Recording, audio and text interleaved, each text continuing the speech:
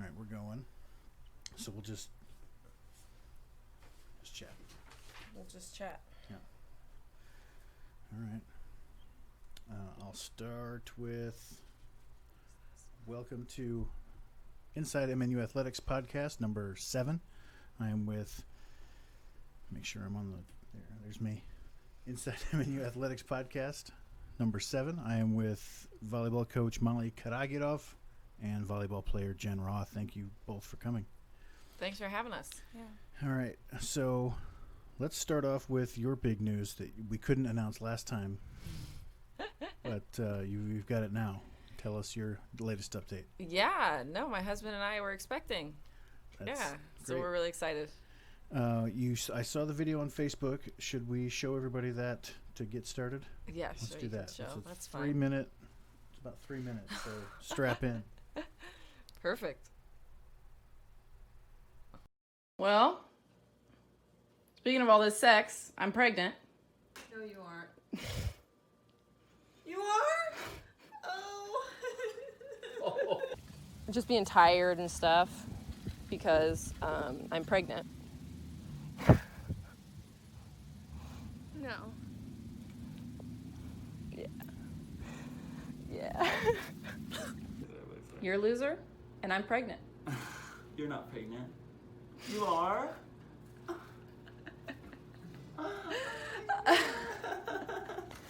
Well, I'm pregnant. Wait, what? Really? Yeah. You're lying. No. Are you serious? Yep, we are.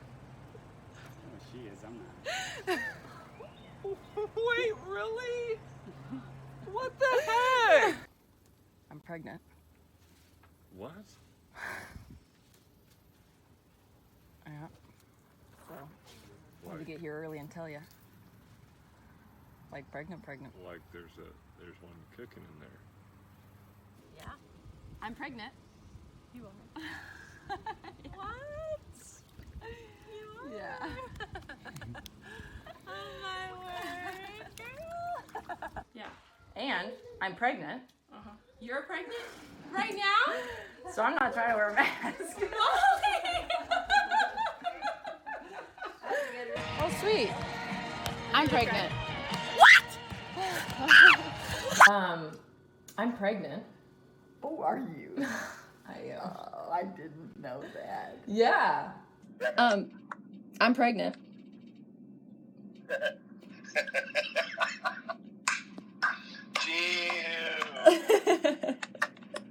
Да. Добре сме и такова. Искаме да ви се похвалим, че ще ставате прабаба и прадядо. Дядо ти от кога чака? Много хубаво, честито, баб. Мерси. Браво! Еми ай, ще ставате баба и дядо. Много се радвам. Congratulations. Thank you. Къде е чули, Дачо? This is the best news. Дай да видим Дачо и той да чуе. Сега ще му кажа, че ще ставаш дядо. Това не е what? О, татьо. Ма мръдни пръста, не може да те видим. Фани го. Еми аз знам как с тези телефони да ги държа. Къде? Еми айде, дядо ще ставаш. Дед Мороз! Oh, thank you guys! He will cry. All right, we're back. So it seemed like a lot of people were really shocked. Correct. Why was that so shocking for people? I don't know. I just think, Nasca and I have been married for 4 years, and yeah, I mean, obviously, like I was overseas playing and stuff like Right. that, and so then pregnancy, it's a career ender. Okay, so it's not like it was some sort of like they didn't think you would ever have kids and now you are, or anything No, like that? no, Okay. no. Anyone who knows me knows that I've always wanted Right. kids and love being from a big family and would love to have a family of my own. So how does the naming process go? You mentioned in the previous podcast that in Bulgaria it's different.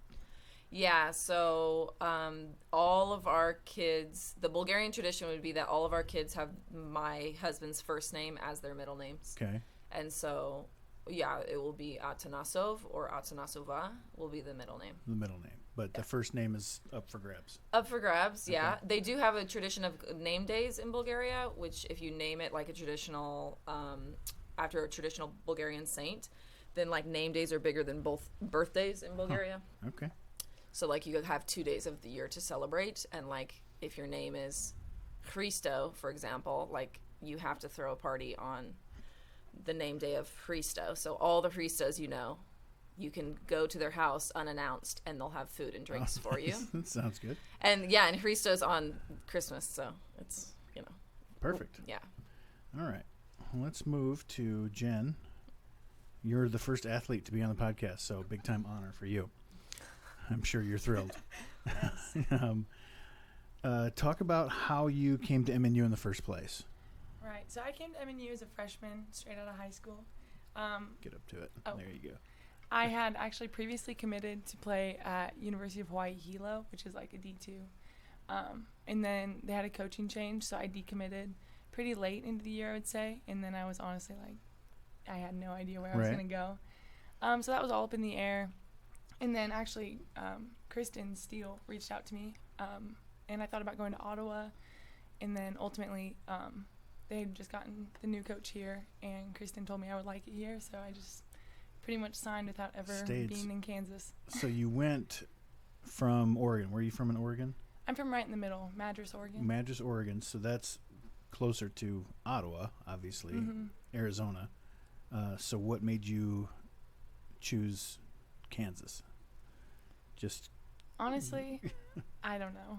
I would just I like going places. Right. So I think not like the further away, like I don't want to be at home, but just like being able to go somewhere else is super cool. All right. Talk about your freshman year, sophomore year, and how you've developed.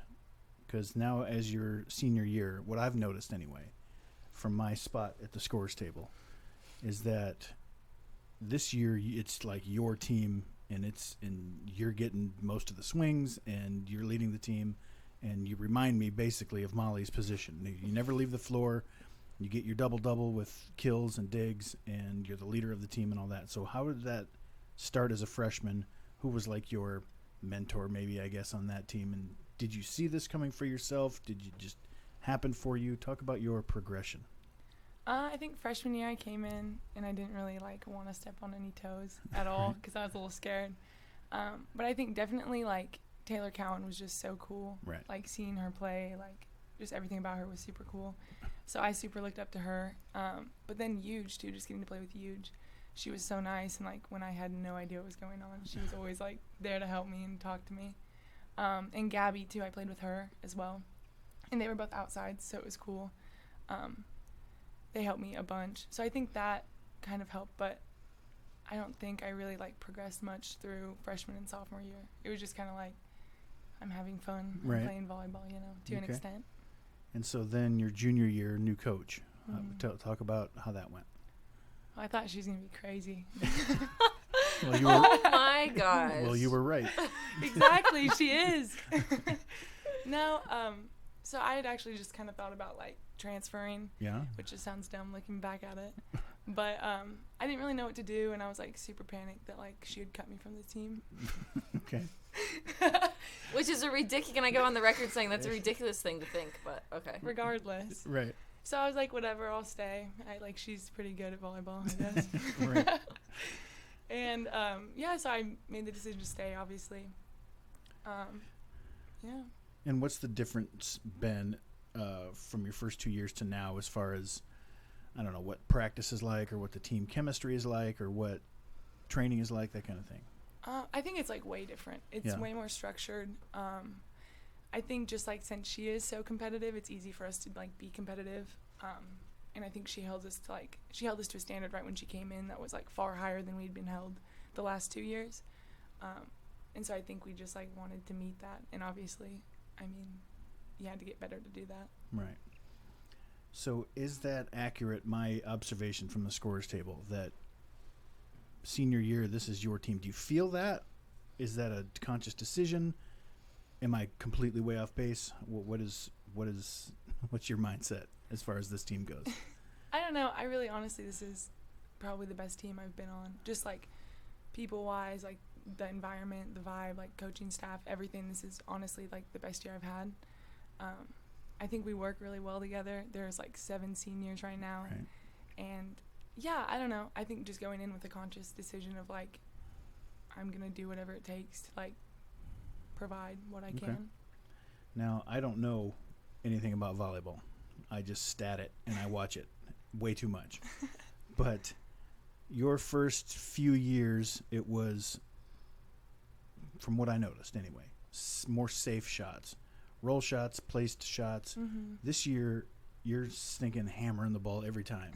And is that a conscious thing? Is that some coaching change with you? What are you seeing? You can talk about this too. Yeah. No, I told her to do that. Yeah.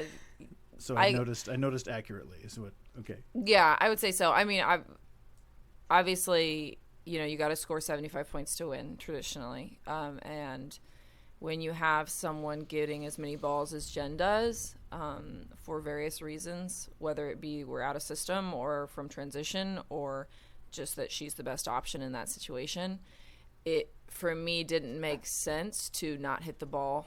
And I think that when you're a team making a transition and trying to get back to where we want to be, and it's also a shift in mindset for me as a coach that you have to hit it. And so, well, you certainly hit it when you played. I tried to. Yeah, I tried to. Very rarely was there a tip from Brewster. It was full swing every time. So. Yeah, I don't super like that style of play. Right. I think that obviously it, like scores, it does occasionally, just like anything. You know, you can't always throw a fastball. You know, like you have to throw a changeup. But at the same time, I think that there's a mentality that's connected to hitting the ball hard rather than like playing it, like you said, safe. And there's a difference between throwing in a roll shot or a tip because it's the safe option or because it's the smart option. Right. And like her specifically, we had to make that change mentally, I feel like, with you, because she was reverting to that for safety and sometimes, and that's when it pissed me off. And I say, can you say that on this? You can say whatever you want. Yeah, I mean, well, fine. But it did, you know, because to me, I saw it as that. I saw it as the safe option. Don't make mistakes. Don't take a chance. And I knew that mentality from what I see as the leader of the team, maybe she won't say it, but and it isn't her team, absolutely, but she is the leader on the team, and she's who everyone points to say, you know, Jen's our rock for this. Right, carrying the load mostly. Yeah. And that's not a secret, and that's not something. So if the mentality coming from her was that, I was worried as a coach that would trickle down. And so I think that her bravery and ability to go for it has rubbed off on our teammates in a lot of ways. And that's kind of how we see, a little bit of a shift, hopefully. And did you feel that? Did you feel that you were playing safe for a few years and now it's aggressive? Is it more fun now? How is that for you? I think I definitely, like in high school, I just kind of did whatever. Right. And then I think when I came here, I was praised for being someone who didn't make errors. Right. So then when I did make errors, I was like, oh no, like I gotta just get the ball in the court. But no, I think like that came from like, I didn't want to get pulled. I didn't want to make mistakes or embarrass myself or like let people down. Right. But then like, yeah, she makes fun of me if I don't like hit the ball or, yeah. In the best way possible, I make fun of her. Right. What has Jen, what has been it like for you this year dealing with masks and different protocols and quarantines and all that? What is that like from a student perspective? I've asked all the coaches about it, but what is it like for you? I think honestly it's just super weird. Like it's a crazy change. Right. And I think honestly we kind of forget about it like when we're playing or like in game, but like classes sitting so far apart and like not being able to like eat or drink or whatever at certain times in class, and just like no matter where you are, like you're outside, you got to wear a mask around people. It's just kind of weird, and honestly, first of all, it's hard to understand people. Right. But I think, I mean, ultimately, especially all the athletes are like, if that's what we have to do to have a season, to like stay here, to limit quarantines, and like that's what it takes, and then we do it. Right. Talk about your faith. You grew up out in Oregon. You came here. What's your faith testimony? So in high school, I never really like was religious. I wouldn't really say like I was completely like atheist or anything. Right. But I definitely like didn't have a belief in God or anything like that. In my family, like my parents have been Christian, and it wasn't really something we like practiced. And like we don't really have a lot of churches, and our churches aren't super like, I don't know, they're not good, if that makes sense. Okay. But yeah, and then I came here, and Natalie Jackson, she was I here remember her, my yeah. freshman year. She was actually like the first person. She gave me a study Bible, and we would like go to the park and talk about it and stuff. She took me to church for the first time here, and so she was like super cool. I went home with her for Thanksgiving and Easter, and like she was really supportive and all that. But I think at that point it was just kind of like, oh cool, like there's a God. I'm gonna go to heaven. It wasn't really Right. like living by that, you Okay. know, up until recently, I think. So what? Go ahead and talk about that. What happened more recently? What's the shift been? I think junior preseason, coach came in and was like really straightforward, honestly, as always. And she was like, you need to do all these things. Not like you need to, but like if you're going to follow God, if you're going to like make him the Lord of your life and everything, Right. then obviously changes need to happen. You can't be doing things hypocritically and like try to be right with him. So I think that was a big thing. And I kind of took that as like a challenge, and I wanted to do that. I think since then, it's changed me a lot, like as a person, even like as a player. I think it's a little bit easier. But yeah, recently baptized, Yeah. 11. I didn't know that. Yeah. Interesting. Yeah, a week ago, 2 weeks ago, something like that. Yeah. Doing some work. Well done. Yeah, it was awesome. Yeah, it was awesome. And for me, like when I talk to the kids about faith, you know, because that is a big component of me and in my interview and stuff like that, and some people see it as intense or whatever, you know.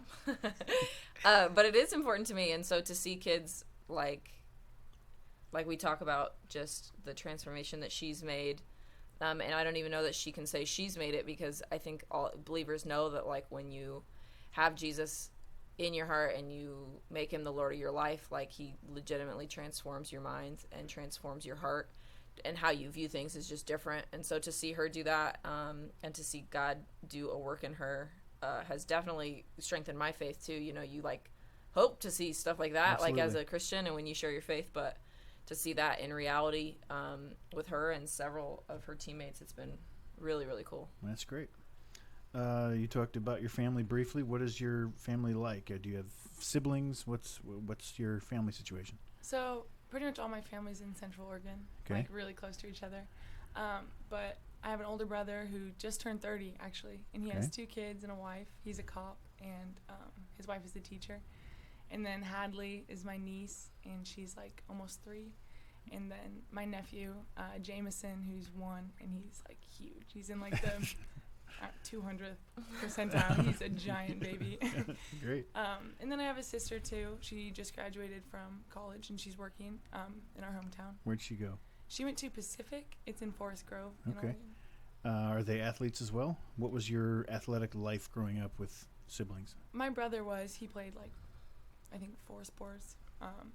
And he was like really athletic, super good. Yeah. And then ultimately just didn't really feel like he wanted to do that in college. My sister played with me. We played volleyball on the same team, which she's like not competitive, so it was like not a good balance. We argued all the time, but we played together on like a club volleyball team for a while, and then she had to have back surgery, so she just stopped playing probably when we were like, I think she was 12. Oh wow. Yeah. This is your senior year. Are you graduating on time? Mhm. What are your plans after that? Do you have plans after that? Honestly, I'm just kind of Not letting really. it happen. Yeah. I don't know. I focus more like week to week, game to game. That's the way to do it in 2020 for sure. Yeah, for real though. So, well, I mean, that leads me into a tougher question. with a cop for a brother and being in Oregon, where Portland is on fire half the time, what has that been like for you, the social climate now? And I ask all the coaches about this, the way that our country is divided right now. As people in athletics, it's almost hard to understand on some level, because we're all reaching for the same goal. It doesn't matter where you're from, what you look like. If you can play, if you can help me win, then good to go. What is that like from a student perspective, 21, 22, compare, we've been hearing answers from old coaches. You're not too old. Come on. But I've wanted to ask a student, what is it like with the Black Lives Matter protests and the social unrest and the police brutality? How does your brother deal with that kind of stuff? What's your perspective on all that? What do you go for it? Easy question, softball question for you, right? I think I talk to my brother quite a bit. Yeah. And obviously, like, he is a police officer, and so that's kind of tough. But as far like our town is pretty small, so like he doesn't really struggle with super big things like that. But overall, he has told me like you get a call and you don't know what's gonna happen, obviously. Right. And then ultimately, it's just like he even talks about like I think about like, am I gonna go home, or like am I gonna do something that's gonna put me in jail, or like he never really knows what's gonna happen. So I think talking about it from that side is tough, and especially since it's my brother, Right. But then I think, he's a good cop. I view him as like a really good person. I look up to him a lot. But I think in everything there's someone who isn't good or is like corrupt. So I think Sure. it's tough to pick sides or like label people when it's so much more than that. That's great. And as far as, especially in volleyball, you've got people from different countries, different backgrounds. How does that team concept, and I keep asking coaches this too, how can we as America have a team concept and try to get on the same page? From a team captain type person, what would you, another easy question for you, how do you fix America? Go for it. Oh, wow. Okay, well, I think, like, looking at it from a team perspective, our team is, like, pretty different. We have people from all over, people who, like, volleyball is life, and then there are people who are just, like, here to kind of play and have fun. But I think it is hard to kind of get people all on the same goal. I know you know that. But I think we all just have mutual respect for each other, and, like, we hold each other accountable. We love each other. And I think that's super important, because if I come from a place of love and I'm like, I need this from you, it's so much easier than just like trying to call someone out. Right. Well, we can go from that to going through the schedule and how the season's been going. You want to do that? Yeah, I see this. Yeah. Cool. So I've got our schedule and results here. I've been impressed with this team. I'll be honest with you. Thank you. I don't see it as a bad year or anything necessarily. Maybe the last two games you can change my mind. But let's state you started out at Morningside. Yeah. And that was at the Doan tournament, and you almost took that second set from the host. Talk about that game. Do you remember that one? Yeah. Yes, we remember that one. No, Morningside and Doan are both traditionally strong programs. Both of them have seen a little bit of transition from coaching, coaching side, and so we went in with not a ton of expectation, but definitely some opportunity to see, this would be a good opportunity to go in and really compete and really see some good volleyball. And we did that, and we saw that, and that was good. They challenged us early. And the home team, we could have had them, absolutely. With Doan, we have gone away with two W's, absolutely. It was a little bit tough playing back-to-back, and that game, we've never seen anything like it, because they've changed the rules that you don't switch sides now. Right. Doan was having an issue with their floor that it was really slippery, but only on one side, and it wasn't our side. And so so they kept wiping out on their own floor? Yeah. So there was issues on that side, and it seemed to be like, oh, wow, what's going on, Because legitimately it was wild, but then it happened a few times on our side, and I was like, oh my gosh, this is so wild. But I guess they had just refinished the floor or something, and then the sweat, people that were wearing like lotion were like greasing the floor, is what the hosts were talking about. So it was wild. Were you thinking like shenanigans at one point? Like they grease up one side of the floor and then hope? Well, no, of course really, you don't want to think that about anyone, and I wouldn't say that about anyone. But like legitimately, the game was slowed down so much they kept because having to wipe the floor. Oh my gosh, like every play. Well, it was like you talked about Gabby. That was after every play with Gabby Straseri, We they had had to wipe 3 the floor. shirts for her. One, Yeah, like, I remember that. Yes, the sweaters, but like that. So it was a tough game to really like. It took forever. Okay. Even the 3-1 win, it ended up lasting like 2.5 hours because we were wiping up sweat all the time. We ended up starting the second match like 2 hours later than it was supposed to. It was just so that whole thing was wild. But ultimately, it started us off in a situation where we saw kind of that level of teams 25 to 48 range, and ultimately 48 make the national tournament. And so to play 2 matches at the beginning of the year in that, level of volleyball was good. And it really gave us an, okay, where are we at? And Yeah, where it does that kind of put let us? you know where you stand. And then you come home and beat Columbia relatively handily, if I recall. Did you lose the first one and then win 3 in a row? I can't remember. It was in 4. But it felt like you know what? I think they won the first one and were winning the second one. Then there was a timeout and you were like... Yelled at him a little bit. Something. No, I think you changed strategy or something. We did make a defense change. From that change. point on, it was dominance, frankly. And then, yeah, you mentioned that in the quote. I remember that article now. So what did that seemed like it would be a springboard. Talk about that match. Yeah, I mean, anytime you beat Columbia, I think it is a springboard. I think nationally prominent, national titles here and there. Here and there, yeah, a lot of them. Yeah, a lot of them. And so, but it's tough. Like in 2020, they weren't fully. They didn't have everyone ready yet. And so there's been multiple matches where people are missing people. Columbia was one of those that they didn't have their full squad. Just like we've had games when we don't have our full squad. Right. And so it's really hard to judge. But as far as program to program playing down players, it's always good to beat Columbia, and that's just something. They bring good volleyball. They bring a good ball control style of play, and don't make a ton of errors, and that's always a good challenge. And ultimately, when you schedule those non-conference games, that's why I talked to the girls about, like, it's ultimately a challenge. Right. And we don't know how the at-larges will play this year. We don't know how any of that will work. And so a lot of those games, it was just to challenge us and see where we're at. Do you remember, Jen, that Columbia game specifically, or does it come and go for you? No, I think I remember all of them.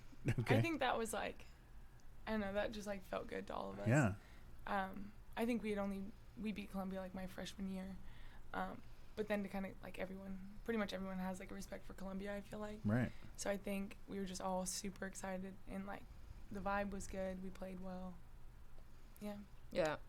And then you beat Tabor at home. Yeah, that same day. It was the same day. Oh, that's we played right. back-to-back.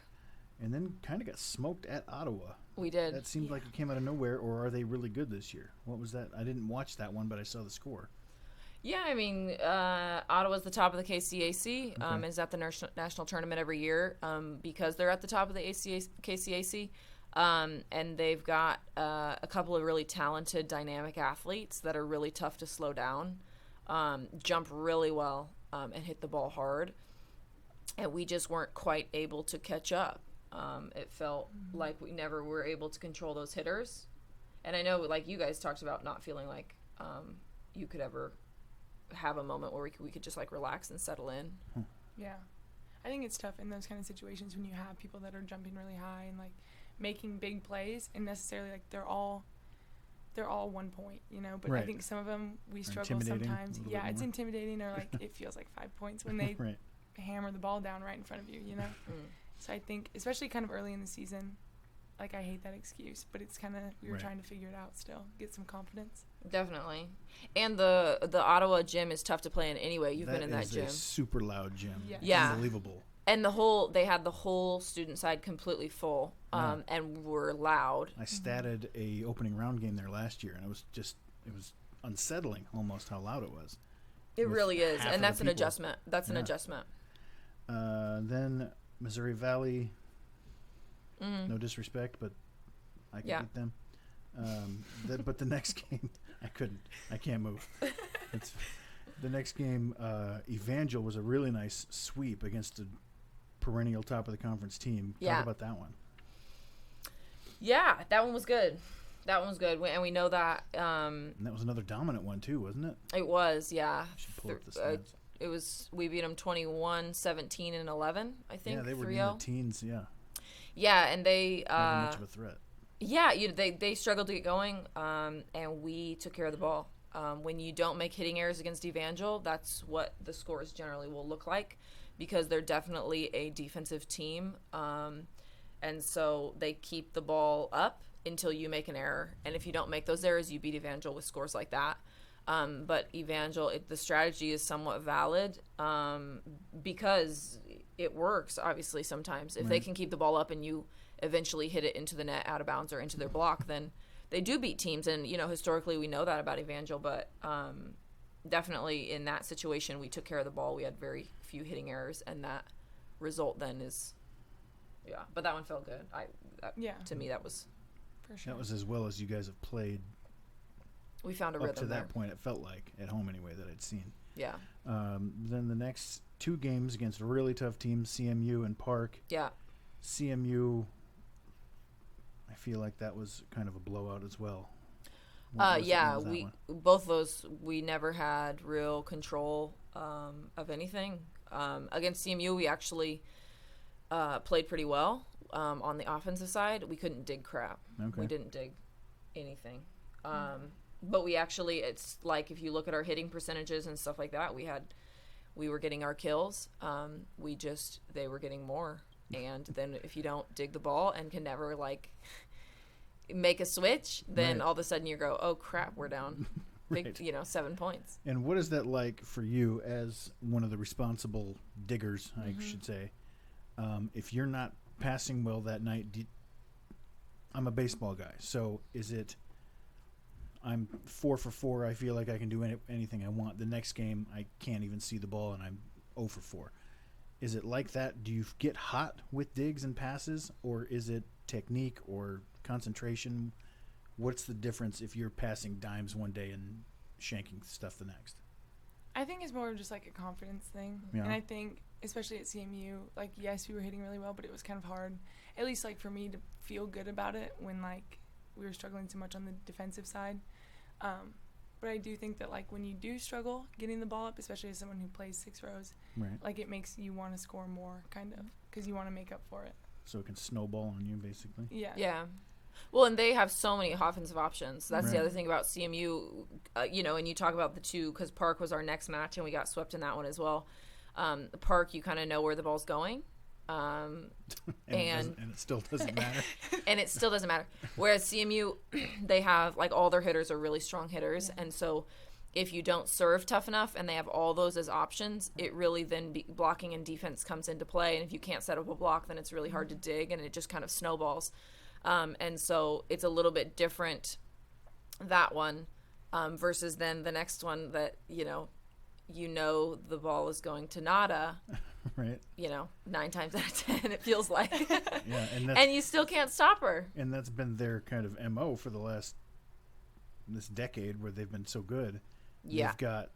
They've got 1 or 2 players that are just, I'm just going to be out here and be better than you, and that's all there is to it. Yeah, that's the way Wendy Romero was, right, who played on the outside for them. You could set up a completely closed block, and she would hit over the top of that completely closed block. So it was like, oh man, just really athletic, really good volleyball players. And Mike does a good job there recruiting those kids and finding those kids that are just special on the national level, and it's not just they come and do that to us. I worked the national tournament last year, and they go to the national tournament and do the same thing to the top 25. Right. And you're like, yeah, you just got to slow Nada down, and it's like, good luck. Right. Fine, yes. And they can all pass, and their setters are always on point, and so yeah, it's just they're very tough. I don't know. But it's a different style than CMU is what I'm saying. Their right. CMU distributes the ball a little bit more. All right, then we go on a 3-game winning streak. Benedictine and Baker. Yeah. And then Valley again. We won't talk about Valley. It's fine. But the Benedictine home win, they took a set from us, but it was I felt like we were in control the whole time. Is that a crazy thing to say? Honestly, no. Like, it really did until probably like the last couple points. Yeah. I think we just struggled like finishing that first set for sure. Yeah. Yeah, you really did. But Benedictine, honestly, is good this year. I really like Benedictine this year. I think that they're working really hard. They graduated 10 and lost another 2, so they had 12 kids turnover, which in volleyball world is huge. Right. And so to do that and to come out with the team that they've had this year, to me, I take my hat off to Erin there, because I didn't expect that, for one. And she said... Erin Cooper, former coach of yours, by the way. Yeah, she was an assistant here when I was playing.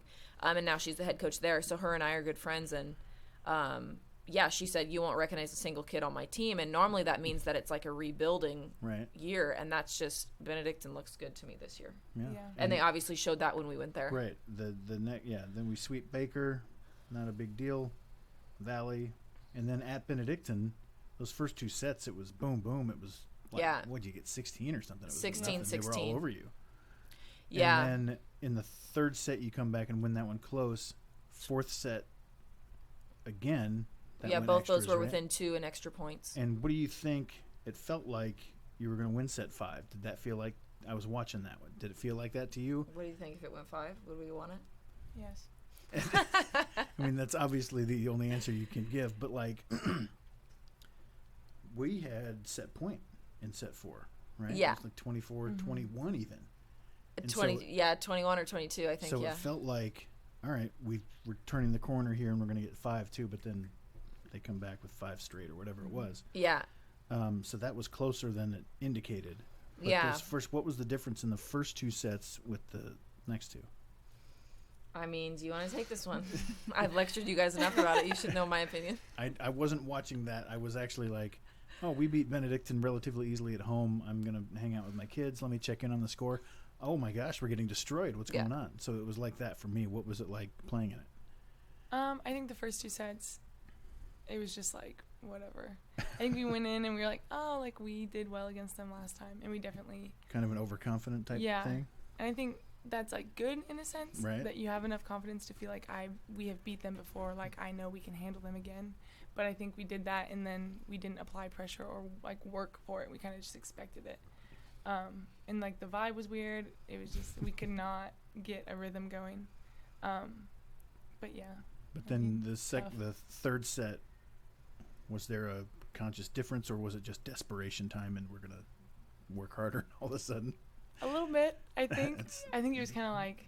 It's just funny how athletics works like that. Yeah. Where you think you can cruise for a while maybe. It's like, all right, now I have to play hard and now it's too late because they can smell victory too. So it's... Yeah, I'm guessing you were all over them for that. Well, yeah, because I was doing math in my head, Jeff. Right. Because the tiebreak rule, like once you're tied with someone in the wins and loss category, then you go to sets 1 and you go to points 1. And so when we, they came here and it was 20, they beat us 25-23, I think, or 25-21. 21, I think. 21, they won the first set, and then we beat them 16-16-16, right? So 3-1 win in that fashion here. And so when we went there and went down 2 sets, 16-16, I was like, oh, here we go. And so I knew, like, we had to take a set. You had to win a set, and then you had to get 17 in the next set, basically. Yes, or 18. It was something like that to make sure that we don't tie in that. And so for me, I really got on them to say, hey, gain some perspective here, because in 2020 it's about surviving, and this and the Evangel game, because we beat them here and then lost away. And we do have the tie break on both of those because we swept Evangel and then we got beaten 4. And we beat Benedictine in 4 and then lost in 4, but then we have the points. And so we have both those tie breaks, but those only become relevant if you're tied in wins and losses. Right. And so that's what 2020 is, because they've taken out the cross-division play, and the Heart decided to do that, which is a bummer. But because they decided to do that, then it goes 4-4 North and South.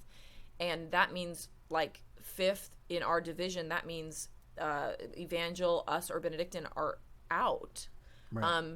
And like Evangel, for example, played, and right now it's Grandview is 1, William Penn is 2 on the north. Well, Evangel swept William Penn when they played. Right. The South, and that's 2 in the north. The South is certainly the stronger division this year, at least, right? Yeah, and that's what it seems to be. Right. Because we're not playing each other and can't really prove it, it's wild. And I think that the conference this year, we know that the best 8 teams, in my opinion, the best 8 teams are not going to be in the conference tournament this year. Right.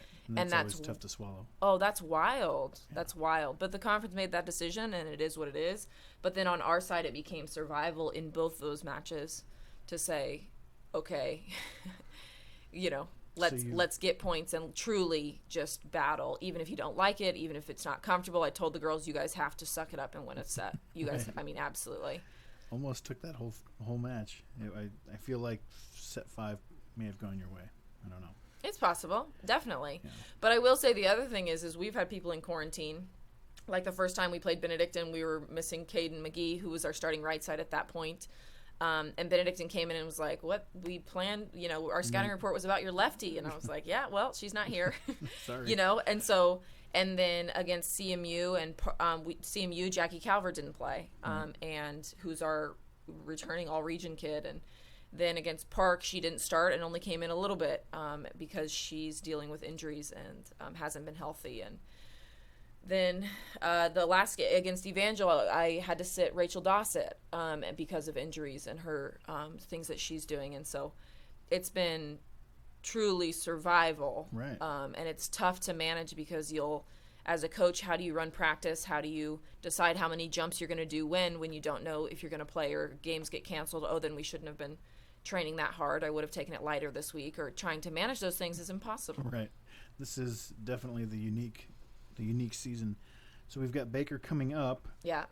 And it seems like it's going to be a sweep, but if you play Don't like you did put that evil on us, but if man. you play like you did at Benedictine, that's the thing. I'm putting out the warning there too. Yeah. If you show up like, oh, we're going to smash them, and then don't. Yeah. So don't do that.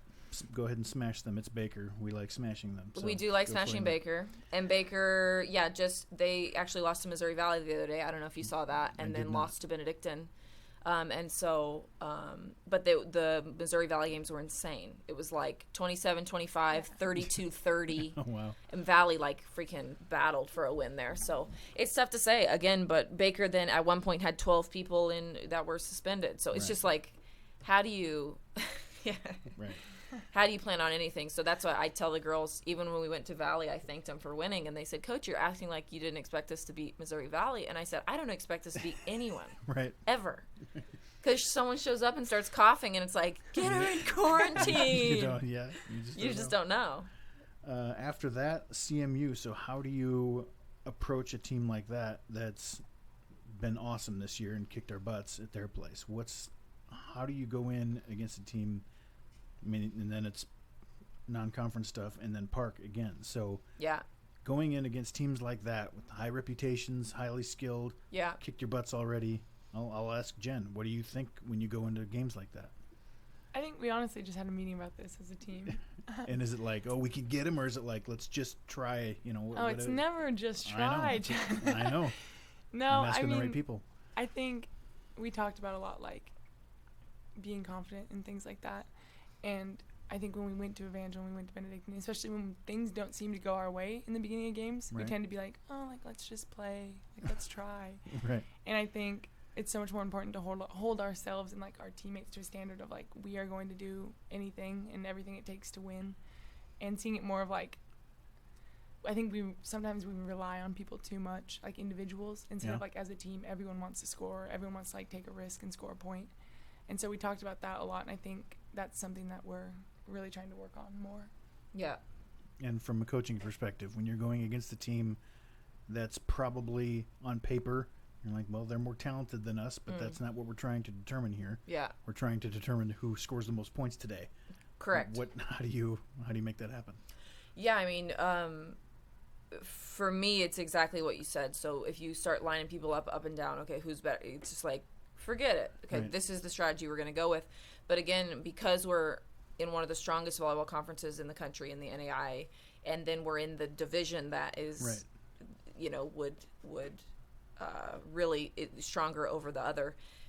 we know that, like, oh my gosh, the wins, losses, the record, like, just like this, and we survive. And when you're playing a team that is that talented, I don't think that you can put the brakes on at all. Right. And if I tell the kid, if they're going to beat us, then let's go out, swinging. I'd rather that you force them to block you than anything. And so if they block us and beat us and we went at them as hard as possible, then my hat's off to them and their team.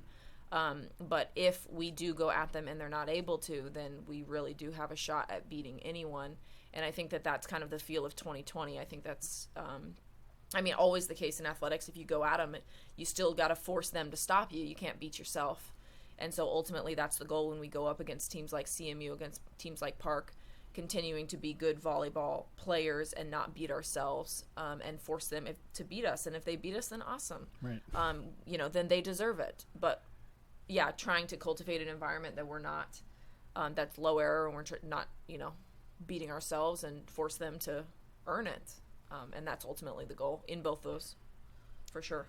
Who has been, let's say, a surprise player for you this year? That something that maybe a freshman or maybe someone new or someone who improved a lot, who stands out to you as a surprise? You can both answer that if you want. Yeah, I'll go. It's Jen for me. Okay. In my opinion, just because, last year to this year, she talks about the transition from her sophomore year to her junior year or whatever, but, like, in my opinion, the transition from her junior year to her senior year is, it's ridiculous. And every single coach that comes up to me after the match is like, what'd you do? What'd Jen do in the off season? And I'm like, she did everything that she was supposed to. And so my hat's off to her, obviously, in that. And, people that watch us play, like, wow, watching Jen as a freshman or sophomore, I never would have thought that that's the kid that's having career, high 20 points a game or 20 kills a game and 25 points a game. And so for me, I laid that to her and said, listen, this is something that I believe that you're capable of if you're willing to do the work. And she did the work in the off season. And so as far as transformation that people are noticing, it's Jen. I think that I've been very pleasantly surprised by Teresa Saunders, who's come in as a freshman from Germany. And she brings some size to the floor, but she also brings a level of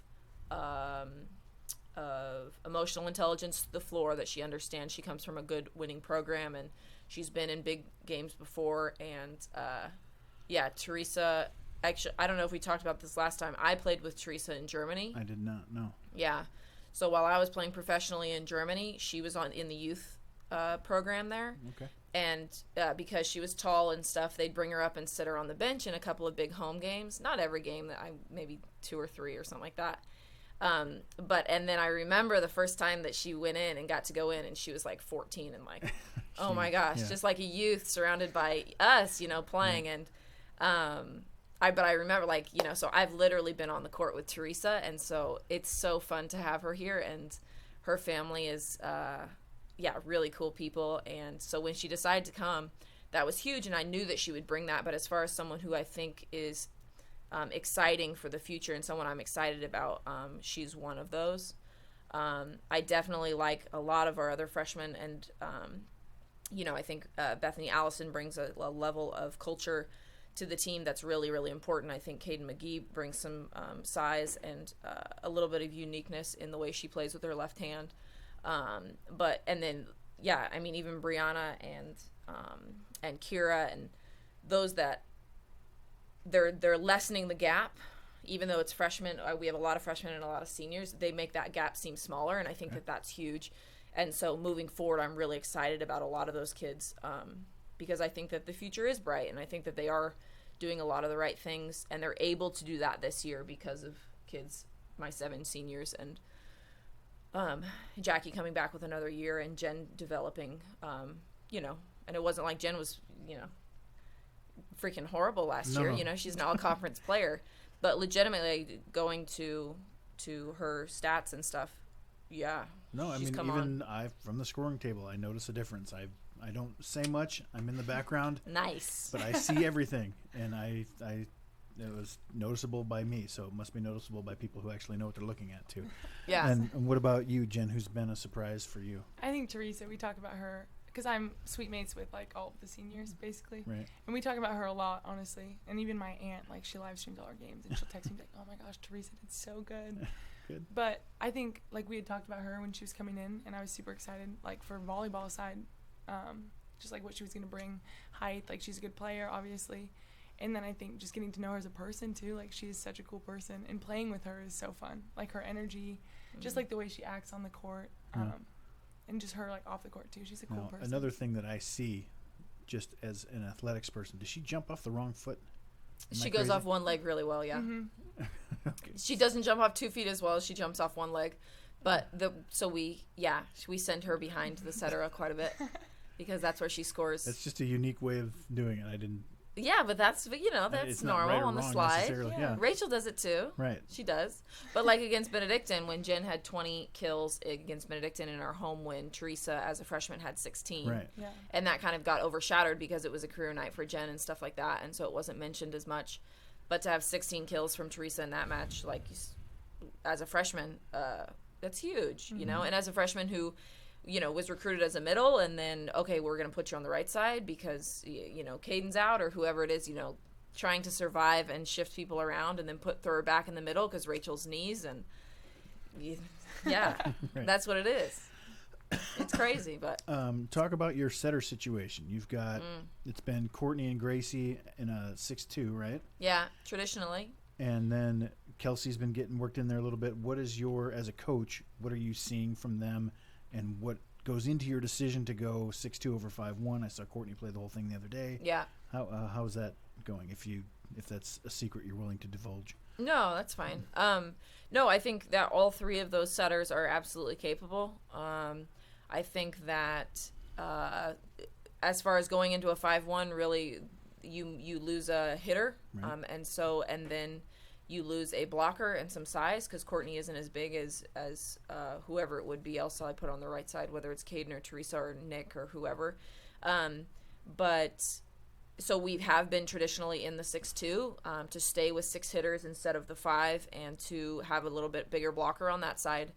But switching every 3 rotations from the ball coming from different hands is just hard to find a rhythm offensively. Right.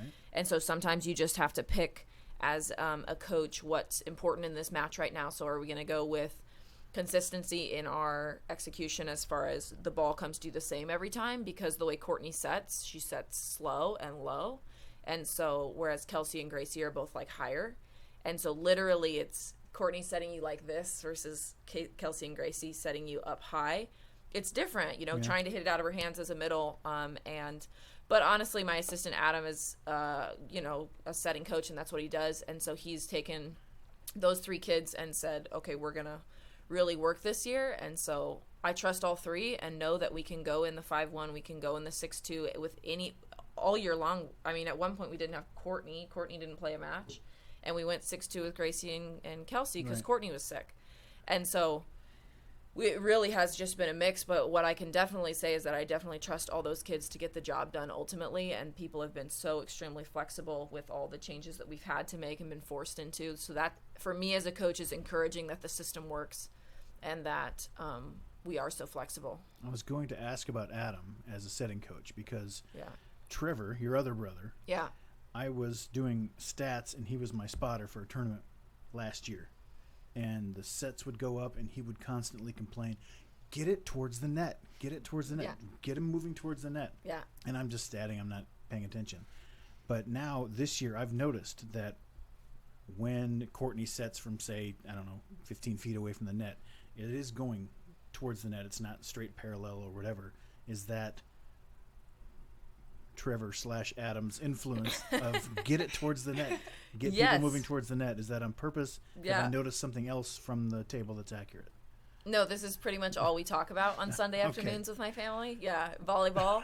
And then my older brother comes to the game. You know, Brinks comes to the game with his wife, Lara, who she was a setter at Marquette. Okay. And then, you know, Kelsey set in college, my other sister. And then my dad set in college. It's just like, oh my gosh, all these setters and their egos. And then I'm sitting here like, I don't really care. Just put it somewhere I can hit it, you know? Right. But no, definitely Adam transitioning from being more aggressive and locating better balls is huge. Obviously, putting it in front of people and giving them opportunities to score. Right. Because if you don't have the opportunity to score, then it's really tough to beat teams that are better than you. We still might be able to beat teams, but teams that are better than you, unless you can go lean forward into a ball, Right. it's really Instead hard of to do going that. straight up.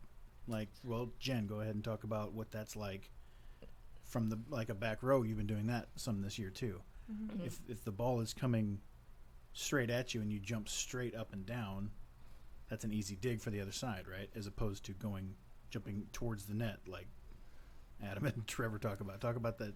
Is that a big difference this year that you've noticed? Yeah, I Okay. think definitely. And honestly, like, I talk to the setters all the time about that. Like, it is just so cool to see how much they've improved. I think, like, completely. And it's so cool, like, they'll just throw a ball and I'm like, oh, like, I had no, like, especially when I'm in the back row and I'm trying to cover, Right. I'm, like, going this way and then they, like, chuck it back that way and I have to, like, run back around and I'll be like, that was, like, wow. That was really good. Like, it's super cool and they work so hard and it's just, like, cool. I feel like we've connected so much more this year and, like, the balls that they put up, like, are crazy good. All right. Yeah. Talk about at the beginning of the year, it was McKenna as the libero, or however you want to pronounce it. Everyone says it differently, right? What do you- Bro. It's the cool it's thing, bro? Chad. Come Okay, on, it's I'll, the bro. I'll switch to bro. Brah. I'll do that. But McKenna was the bro. And then Savannah's become the bro, Yes. and McKenna's been more of a DS. Yeah. Is there a difference really there? How did that come about? How did that develop? Yes. So I tell those kids to their face, I wish that I could mesh the two. Okay. Because Mac is such a rock in reception. Such a rock. She's just, her technique, her platform, the angles of her body, the way she reads the ball. In reception, she does such a good job in understanding of where it is. Not that Sav doesn't, because Sav's good in reception as well. And then on the flip side, Sav in defense has more of the speed and the reading ability in faster situations. Whereas Mac, not that she's bad at it, but is slower. And so when we have to choose, okay, are we going to, in this game, value more the reception or more the defense? That is my decision as far as who I put in the bro jersey, because yeah, both I trust completely, and they know that. I hope they know that. I communicate to them all the time, right, that either one I could put in the bro jersey and we would have no problem. And even statistically, when we stat our reception statistics versus our digs, and then our digs versus our reception, depending on who's in the DS role coming in and playing those 3 rotations, or who's in the bro role playing those 6 rotations or the 3 rotations versus the 6.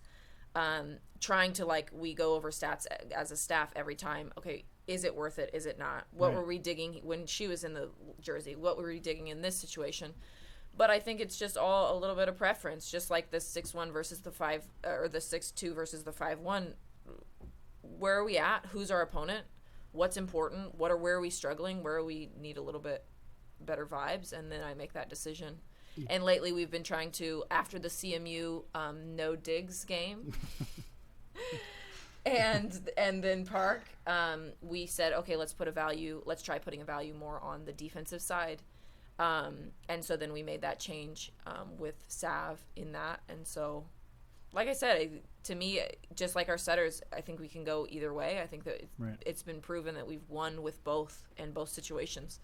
And so, yeah, just a matter of preference. You've talked about the stats, and you go over that. That's an interesting topic for me, because I am sitting there keeping the stats. Yes. And I've always felt like these stats are worthless. And it's a bad thing to think, but I think it's worthless. That is a horrible thing to think because, for talking to me, Chad. No, but you are going deeper than it, because when I'm doing stats, it says, okay, who got the serve reception, and then who got the kill. But it doesn't keep track of how often do you get a kill when that person receives it. Yeah. Or how often it doesn't judge, I don't judge the passes. So exactly. We do that on the bench. Right. So even though this person may have got the serve receive, the setter had to run over there, and you didn't get a kill then. Correct. That's not the setter's fault. Correct. It's the good server's props or the bad dig over here. So the stats that I keep, I'm like, I sort of wish that it would track already, automatically. The quality. The quality, because it's like golf. If you drive it in the fairway, the rest of your game is going to be good. Yeah. If you make that good serve, receive, pass, you're going to be better. The setter's going to be better. Yeah. And so it all starts there. So how do you dig through that with the stats? There you go. Yeah. Throw a pun in there. Yeah. No, that's the exact conversation we have as a staff, and when I talk to my reception players and my defensive players, because both are such solid defensive players and reception players, but they just have a little bit of an edge on each other in those respective categories. But when we're tracking the quality of it coming from the first contact reception, that matters, because if we don't have that first contact in reception, then all of a sudden Jackie Calvert's out of the game, Rachel Dawson's out of the game because we can't get her the ball. And so that matters. But then if we are in defense and we can't dig anything up ever, then it's like, well, where do we find ourselves then? And so it depends. But as far as statistics go, it's fun because both McKenna Webster and Savannah Matthews are just on the brink of 1,000 digs. I don't know if they know that. But both of them, and they're like, when I update the weekly career stats, they're like this, depending on who plays bro on their digs. But they're both in the 930 or 940 mark, and they literally are passing each other like this on their way to 1,000. I think the next one above them is Linjen at 995, so that will be the first one that they pass. And then you. And then that, right?